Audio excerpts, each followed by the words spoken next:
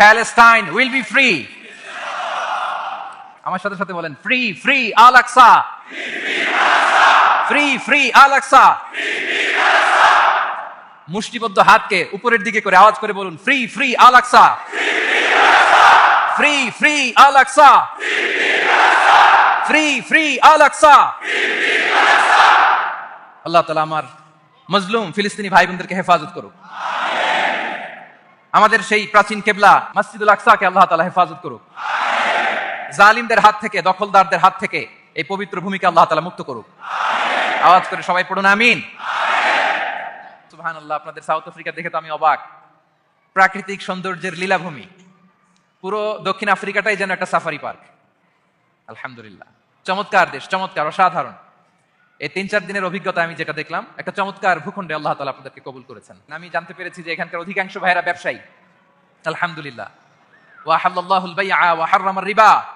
আল্লাহ ব্যবসাকে হালাল করেছেন, সুদকে করেছেন হারাম। সুদের সাথে মুসলমানের কোনো সম্পর্ক নাই। সুদকে না বলুন, ব্যবসা করুন। ব্যবসায় বারাকা, ব্যবসায় বারাকা। রিজিকের 10 ভাগের 9 ভাগ আল্লাহ তাআলা ব্যবসার ভেতরে ঢুকিয়ে দিয়েছেন।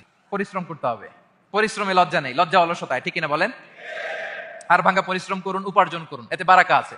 এই যে ব্যবসা করে আপনারা বাংলাদেশের টাকা পাঠাচ্ছেন, আমার দেশের অর্থনীতির চাকা সচল থাকছে আপনাদের পাঠানো টাকায়, আপনাদের রেমিটেন্সের টাকায়। You are the remittance fighter. আমরা পেয়েছি ফ্রিডম ফাইটার, আর আপনারা হচ্ছেন রেমিটেন্স ফাইটার। লিগ্যাল চ্যানেলে এই টাকাগুলো পাঠাবেন ইনশাল্লাহ, বলেন, যাতে করে আমাদের প্রিয় মাতৃভূমি বাংলাদেশের অর্থনীতি আরো চাঙ্গা থাকে।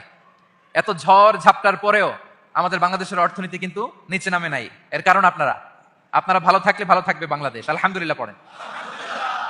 আর হালাল মেনটেন করতে হবে ব্যবসায়। হারামের সাথে আমাদের কোনো সম্পর্ক, হারামকে আমরা না বলে দিব। আজকের এই নিজামিয়া কমপ্লেক্স থেকে আমরা হারামকে না বলবো। আওয়াজ করে বলেন নো। হারামের সাথে আমাদের কোনো সম্পর্ক নাই। হালাল, হালালে বারাকা। হালাল অল্প হইলেও এর মধ্যে বরকত ঢুকাই দিয়েছে কে? বিষ্ণু ইসা ইসলাম বলেন, যেই দেহ হারাম খেয়ে বড় হয় ওই দেহ আল্লাহর জান্নাতে যাবে না। লা ইয়াদখুলুল জান্নাতা জাসাদুন গুযিয়া বিল হারাম। হারাম খেয়ে বর্ধিষ্ণু দেহ আল্লাহর জান্নাতে ঢুকবে না। মক্কাতুল মুকাররমাতে এক লোক কাবা তাওয়াফ করতেছে আর ইয়া রাব, ইয়া রাব বলে আল্লাহর কাছে দোয়া করতেছে। সাহাবারা তো অবাক, এই লোকের দোয়া তো আজকে কবুল হয়ে যাবে, এ তো আজকের সব সওয়াব নিয়ে যাবে। বিষ্ণু ইসা ইসলাম বললেন, ওয়া মাতআমুহু হারাম।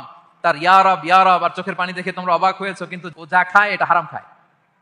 ওয়া মাশরাবুহু হারাম, যা পান করে হারাম।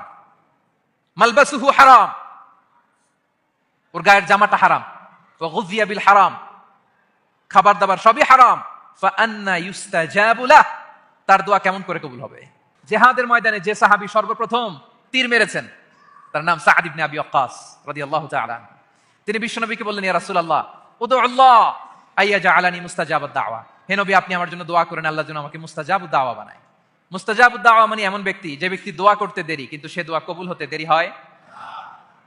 বিশ্বনবী বললেন, ইয়া সাআদ, তোমার মুস্তাজাবুদ দাওয়া হওয়ার বড় শখ। আতিব মাতআমাক, যেটা খাবা হালাল খেও, তাকুন মুস্তাজাবুদ দাওয়া। যেটা খাবে হালাল খেও, হালাল খেলেই তুমি মুস্তাজাবুদ দাওয়া। Your food should be halal, your drinks should be halal, your fashion should be halal, your entertainment should be halal. আপনার সব হালাল হইতে হবে। আল্লাহ তৌফিক দান করুক। পড়েন আমিন।